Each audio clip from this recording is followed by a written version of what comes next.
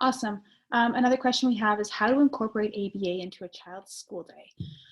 Well, given the fact that there's no school right now, it's going to be difficult, but regularly, what would you do? I'm looking to Shira. She's the expert in this, master's in education. Shira, take it away.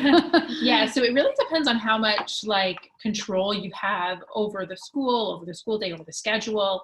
There's so many different answers and it really depends on the student. For me, in an ideal world, I've done ABA for so long where it happens in a vacuum and you do ABA with the kid and you're working on these amazing goals and they get so far and then you put them back into school and like you're starting at zero again. Like the teacher's not trained, the environment is different and they're not maintaining the skills because like they're not using behavioral strategies. So in an ideal world, I would think that ABA happens within the classroom. ABA is part of a comprehensive educational approach. It doesn't happen separately. It's not something that they get outside of school, but to me, it's incorporated within the programming. And the way that we do that is within a classroom, we have data collection, we have assessments, it's ongoing. Every child who has an IEP is getting some individualized time with the teacher who has goals that are being taught in ABA style. Reinforcement is happening throughout the day. They're constantly using visual schedules. It's just something that exists within the classroom. I know that that's not an option for a lot of schools. A lot of public schools just are the way they are and they're not going to change.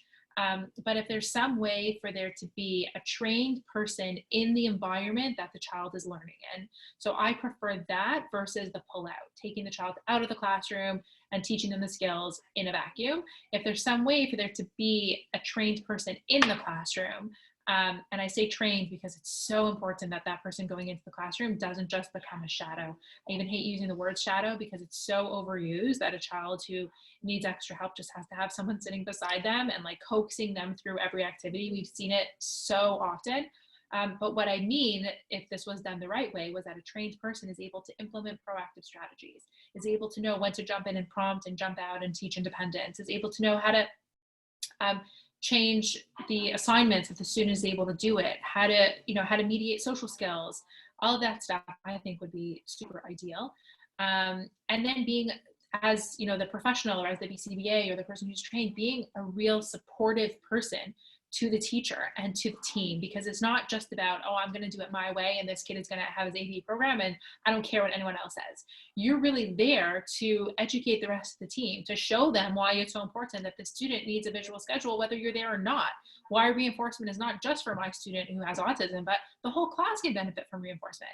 And I've seen real success when the person who's going in and supporting the student in the classroom can change the trajectory of the entire classroom because they see how much it really works. So if you can be that person for that child or for a teacher or for a team, then the whole world should operate on ABA, right?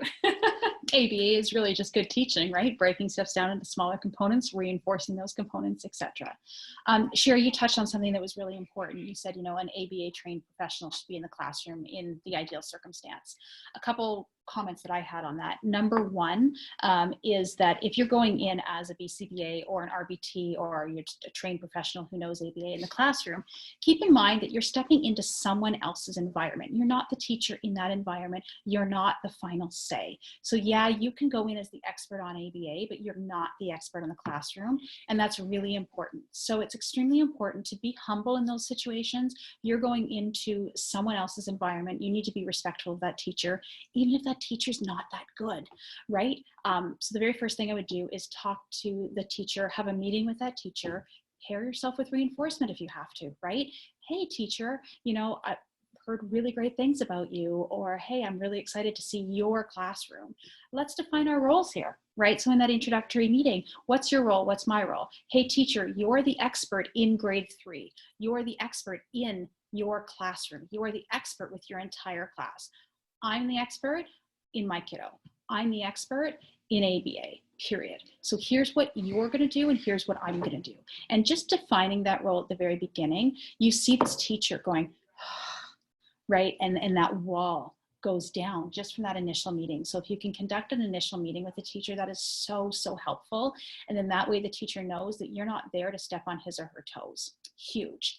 And then secondly, You know, like Shira mentioned, you know, you're not supposed to be a quote unquote shadow in the classroom. You're going in to teach specific goals and teach specific skills. You know, what are those goals and skills? Independence, right? And the whole ultimate goal is that your child can follow the entire routine of the classroom and learn from a group environment without you being there. So, you know, to have a quote unquote shadow who's constantly there and I'm not maintaining physical distance anymore, who's constantly there and who's constantly, you know, around the student isn't ideal when you're trying to teach independent skills. So making sure that that's clear to the teacher too, that it's not about a human resource, but it's about a visual schedule. It's about different ways and different cues that you can put into the environment to make your students successful without you.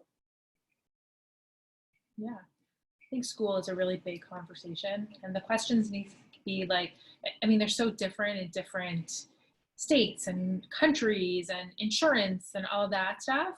And I'd love to continue the conversation if like any of you guys work in a school setting, or if you have specific questions regarding classrooms and things like that, then I think it would be a great topic, and hopefully we'll address it in even more depth